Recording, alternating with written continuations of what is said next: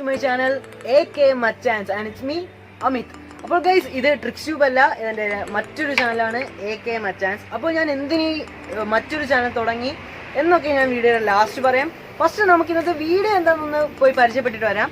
അപ്പോൾ ഇന്നത്തെ വീഡിയോ എന്ന് പറയുന്നത് സാംസങ്ങിൻ്റെ ഏറ്റവും ലേറ്റസ്റ്റ് ഫോണായ M10s ഒരു അൺബോക്സിങ് പ്ലസ് റിവ്യൂ ആണ് നമ്മൾ ഇന്ന് ഈ വീഡിയോയിലൂടെ എടുക്കാൻ പോകുന്നത്. അപ്പോൾ ഇന്നത്തെ വീഡിയോ നിങ്ങൾ ഫുൾ കണ്ടു കഴിഞ്ഞാൽ ആ ഒരു ഫോൺ നിങ്ങൾക്ക് എടുക്കണോ വേണ്ടിയോ അല്ലെങ്കിൽ നിങ്ങൾക്ക് ആ ഫോൺ സൂട്ട് ചെയ്യുമോ എന്ന് നിങ്ങൾക്ക് ഫുൾ മനസ്സിലാവും. അതുകൊണ്ട് തുടക്കം തൊട്ട് അവസാനം വരെ കാണാൻ നിങ്ങൾ ശ്രമിക്കുക. അപ്പോൾ വീഡിയോ ഇഷ്ടപ്പെട്ടെങ്കിൽ ലൈക്ക് ചെയ്യുക, പിന്നെ സബ്സ്ക്രൈബ് ചെയ്തിട്ടില്ലെങ്കിൽ ഒന്ന് സബ്സ്ക്രൈബ് ചെയ്യാനുള്ള മണിയില്ലേ അതും കൊണ്ടൊന്ന് പ്രസ് ചെയ്തിടുക. പിന്നെ എന്നെ ഇൻസ്റ്റാഗ്രാമിൽ ഫോളോ ചെയ്യാത്തവർ ഒന്ന് ഇൻസ്റ്റാഗ്രാമിലും കൊണ്ടൊന്ന് ഫോളോ ചെയ്തിടുക. അപ്പോൾ ഇനി സംസാരമില്ല, നമുക്ക് നേരെ വീഡിയോയിലോട്ട് കിടക്കാം. And you watching AK M10s. അപ്പോൾ ഗൈസ് ഇതാണ് നമ്മുടെ സാംസങ്ങിൻ്റെ M10s. ഓക്കെ, ഫ്രഷ് ആയിട്ടുള്ളൊരു ഫോണാണ്. ജസ്റ്റ് പ്ലാസ്റ്റിക് ഞാനൊന്ന് കളഞ്ഞു. അപ്പോൾ ഇതിനൊരു അൺബോക്സിങ് നമുക്ക് നോക്കാം, ഫോണിനകത്ത് എന്തൊക്കെ ലഭിക്കുമെന്ന്. ഓക്കെ, നമുക്ക് ഒരു കവർ അതങ്ങ് അഴിച്ചു മാറ്റാം. ഓക്കെ, അത് മാറ്റുമ്പോൾ ഫസ്റ്റ് നമുക്ക് നമ്മുടെ ഫോൺ ഇവിടെ കിട്ടും. ഓക്കെ, അത് നമുക്ക് ആദ്യം നമുക്കൊന്ന് മാറ്റി വെക്കാം. അതിനകത്ത് നമുക്ക് സാംസങ്ങിൻ്റെ ഒരു പെട്ടി പോലെ കാണാൻ സാധിക്കും. ഇതിനകത്ത് മറ്റേ യൂസർ ഗൈഡും കാര്യങ്ങളൊക്കെയാണ് വരുന്നത്. പിന്നെ വാറണ്ടി കാർഡ് അങ്ങനത്തെ കുറച്ച് കാര്യങ്ങളാണ്. അത് നമുക്ക് അങ്ങോട്ട് മാറ്റി വെക്കാം. പിന്നെ ഒരു ചാർജർ വരുന്നുണ്ട്, ഫാസ്റ്റ് ചാർജറാണിത്. പിന്നെ അതിൻ്റെ കേബിളും വരുന്നുണ്ട് ഒരു കവറിലൊക്കെ പോയിട്ട്. അപ്പോൾ ഇത്രയാണ് നമ്മുടെ കവറിനകത്തുള്ളത്. ഇനി നമുക്ക് ജസ്റ്റ് ഫോണൊന്ന് ഓപ്പൺ ആക്കി നോക്കാം. ഫോൺ എടുക്കാം.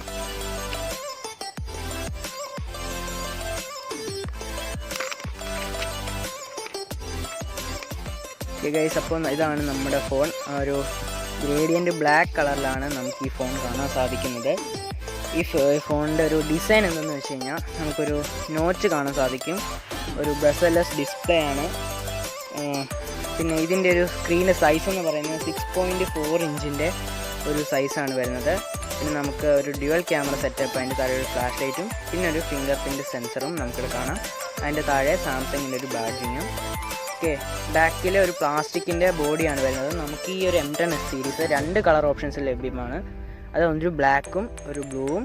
നമ്മൾ താഴേക്ക് പോവുകയാണെങ്കിൽ ഇവിടെ നമുക്ക് സ്പീക്കറിൻ്റെ ഒരു പൊസിഷൻ കാണാം. പിന്നെ ഇത് ടൈപ്പ് സിയുടെ ഒരു ചാർജിങ് പോർട്ടാണ്.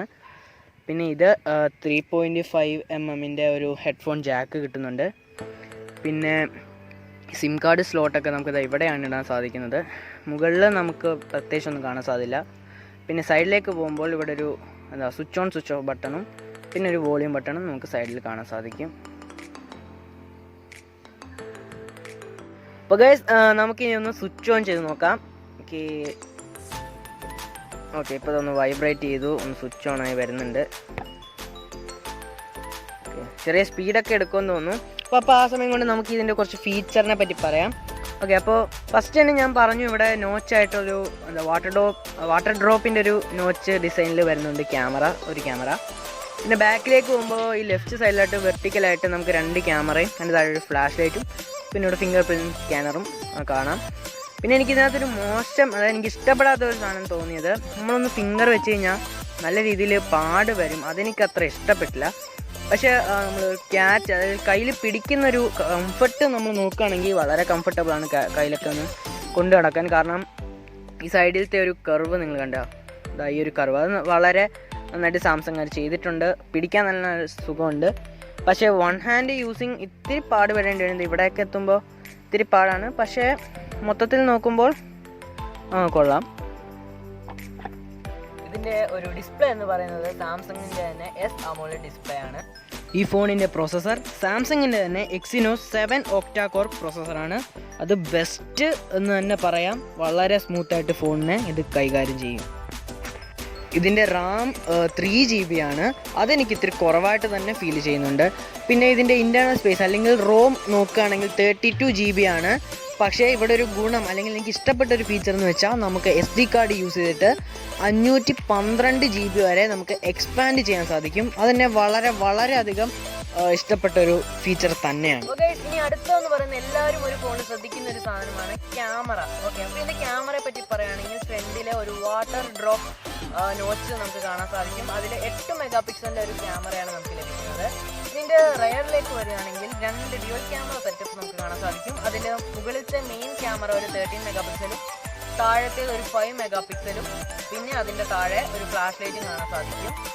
അപ്പോൾ ഗൈസ് ഇതാണ് ഇതിൻ്റെ ക്യാമറ ജസ്റ്റ് ഓപ്പൺ ആക്കുമ്പോൾ ഫസ്റ്റ് തന്നെ ഫോട്ടോയിലേക്ക് വരുന്നുണ്ട്. വരുമ്പോൾ നമുക്കിവിടെ 2 ഓപ്ഷൻ കാണാൻ സാധിക്കും. അതായത് ഒരു നോർമൽ ലെൻസും ഒരു വൈഡ് ആംഗിൾ ലെൻസും നമുക്ക് കിട്ടുന്നുണ്ട്. ഇതിൻ്റെ വൈഡ് ആംഗിൾ എനിക്ക് നന്നായിട്ട് ഇഷ്ടപ്പെട്ടു. ഓക്കെ, നല്ല രീതിയിൽ നിങ്ങൾക്കിപ്പോൾ കാണാൻ സാധിക്കും. നല്ല രീതിയിൽ ഇത് വൈഡ് ആംഗിൾ എടുക്കുന്നുണ്ട്. അതെനിക്ക് നന്നായിട്ട് ഇഷ്ടപ്പെട്ടൊരു ഫീച്ചറാണ് ഇതിൻ്റെ വൈഡ് ആംഗിൾ ലെൻസ്. നമ്മൾ സൈഡിലേക്ക് പോകുമ്പോൾ ഇവിടെ നമുക്ക് ലൈവ് ഫോക്കസ് എന്നും പറഞ്ഞൊരു ഓപ്ഷൻ കാണാം. അത് ഈ എക്സ്പേർട്ട് അല്ലെങ്കിൽ ബ്ലറൊക്കെ ചെയ്ത് എടുക്കുന്നതാണ്. ഒരു വ്യക്തിയാണ് നമുക്ക് ലൈവ് ഫോക്കസ് വെച്ച് ചെയ്യാൻ സാധിക്കുന്നത്. ഇവിടെ പ്രോ മോഡ്, അതും ജസ്റ്റ് ഒരു പോർട്രേറ്റ് ഒക്കെ പോലെ എടുക്കുന്ന പോലെ എടുക്കാം. പിന്നെ പനോരമയുടെ ഒരു മോഡ് കിട്ടുന്നുണ്ട്. പിന്നെ ഇവിടെ ഒരു വീഡിയോയുടെ ഒരു മോഡും കിട്ടുന്നുണ്ട്. ഇതിനകത്ത് സ്ലോ മോഷനോ ടൈം ലാപ്സോ കിട്ടുന്നില്ല. അതെനിക്ക് ഇഷ്ടപ്പെടാത്തൊരു ഫീച്ചറാണ്. വീഡിയോ എടുക്കുമ്പോഴും നമുക്ക് അൾട്രാ വൈഡ് ലെൻസ് അവൈലബിൾ ആണ്. പിന്നെ നമുക്കിതിൻ്റെ ജസ്റ്റ് ഫ്രണ്ട് ഒന്നെടുത്ത് നോക്കുകയാണെങ്കിൽ ഇവിടെയും നമുക്ക് അൾട്രാ വൈഡ് യൂസ് ചെയ്യാം. വീഡിയോയ്ക്ക് പറ്റില്ല, ഒരു ഫോട്ടോയിൽ ഒരു അൾട്രാ വൈഡ് യൂസ് ചെയ്യാം എന്നുള്ളതാണ് ഇതിൻ്റെ ഒരു ഗുണം. അതെനിക്ക് നന്നായിട്ട് ഇഷ്ടപ്പെട്ടു ഇതിൻ്റെ അൾട്രാ വൈഡ് ലെൻസ്. ഇനി ഞാൻ കുറച്ച് ഫോട്ടോസൊക്കെ ഒന്ന് കാണിച്ചു തരാം. അപ്പോൾ അത് നിങ്ങൾ തന്നെ കണ്ടിട്ട് ഒന്ന് വിലയിരുത്തുക. ഇതിൻ്റെ ക്യാമറ അല്ലെങ്കിൽ ഇതിൻ്റെ ഒരു ക്വാളിറ്റി എങ്ങനെയുണ്ടെന്ന് നിങ്ങൾ തന്നെ ഒന്ന് ജഡ്ജ് ചെയ്യുക.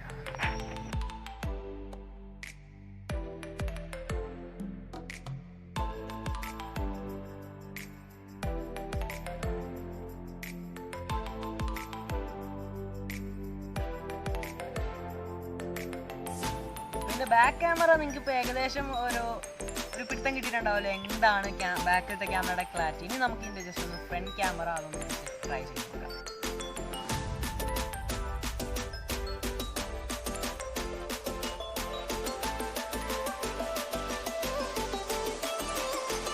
അപ്പോൾ ഗൈസ് ഇനി ഇതിൻ്റെ പ്രൊട്ടക്ഷനെ പറ്റി പറയുകയാണെങ്കിൽ ഇതിന് ഫിംഗർ ലോക്കും പിന്നെ ഫേസ് ലോക്കുമാണ് ഇതിന് പ്രൊട്ടക്ഷൻ. പിന്നെ പിന്നും വരുന്നുണ്ട്. നമുക്ക് ഫിംഗർ ലോക്കിൻ്റെ സ്പീഡൊന്ന് ജസ്റ്റ് ഒന്ന് നോക്കാം. അത്ര വലിയ സ്പീഡില്ലെങ്കിലും ഏകദേശം സ്പീഡ് നമുക്ക് ലഭിക്കുന്നുണ്ട്. ഒന്നുകൂടെ നോക്കാം. നമ്മൾ ഫിംഗർ വെച്ച് 1 സെക്കൻഡ് കഴിയുമ്പോഴാണ് ഇത് ഫിംഗർ ജസ്റ്റ് എടുക്കുന്നത്. ഫേസ് അൺലോക്ക് ഇതിനേക്കാൾ കുറച്ചുകൂടി ഫാസ്റ്റായിട്ട് വരുന്നുണ്ട്. ഒരു ആപ്പ് ഓൺ ആക്കുന്ന സ്പീഡ് നമുക്ക് ജസ്റ്റ് നോക്കാം. ഈ പേജസ് ഒക്കെ അങ്ങോട്ട് മാറ്റുമ്പോൾ എനിക്കൊരു ഒരു പ്രശ്നമില്ല. വളരെ സ്മൂത്തായിട്ട് നമുക്ക് പേജസ് ഒക്കെ അങ്ങോട്ട് മാറ്റാനും സാധിക്കും. പിന്നെ നമുക്ക് ജസ്റ്റ് ആപ്സ് ഒക്കെ ഒന്ന് ഓപ്പൺ ആക്കി നോക്കാം. ഫസ്റ്റ് നമുക്ക് ഈ ആമസോൺ അതൊന്ന് ഓപ്പൺ ആക്കി നോക്കാം. ചെറിയൊരു സ്പീഡിൻ്റെ ഒരു പ്രശ്നം വരുന്നുണ്ട്, എന്നാലും കുഴപ്പമില്ല. ഫ്ലിപ്കാർട്ട് ഒന്ന് ഓണാക്കി നോക്കാം. ഇപ്പോഴും കുഴപ്പമില്ല, അത്യാവശ്യം നല്ല സ്പീഡിൽ വർക്ക് ചെയ്യുന്നുണ്ട്. 60 ഹെർട്സിൻ്റെ ഡിസ്പ്ലേ ആണ് നമുക്കിതിൽ കിട്ടുന്നത്. 60 ഹെർട്സ് ഡിസ്പ്ലേ എന്ന് വെച്ച് കഴിഞ്ഞാൽ ഇപ്പോൾ ഇങ്ങനെ നമ്മളിങ്ങനെ ഒന്ന് സ്ക്രോൾ ചെയ്തപ്പോൾ ഉള്ള സ്പീഡില്ലേ, അതാണ് 60 ഹെർട്സ്. 90 ഹെർട്സ്, അതായത് OnePlusൻ്റെ ഒക്കെ 7T അല്ലെങ്കിൽ 7 Proയിലൊക്കെ കാണുന്നതാണ് 90 ഹെർട്സ്. അതിനേക്കാൾ സ്പീഡ് വരുന്നുണ്ട്. കോണ്ടാക്ട്സ് ഒക്കെ എടുക്കുമ്പോൾ അത്യാവശ്യം നല്ല സ്പീഡിൽ നമുക്കിത് കിട്ടും. അപ്പോൾ ഈ ഒരു സ്പീഡ് വെച്ച് ഞാൻ സാറ്റിസ്ഫൈഡ് ആണ്. ഇപ്പോൾ ഗൈസ് ഇനി ഇതിൻ്റെ സൗണ്ട് ക്വാളിറ്റി ആകും നമുക്ക് ജസ്റ്റ് ഒന്ന് നോക്കാം. ഞാൻ ഇപ്പോൾ ഒരു പാട്ടിടാം.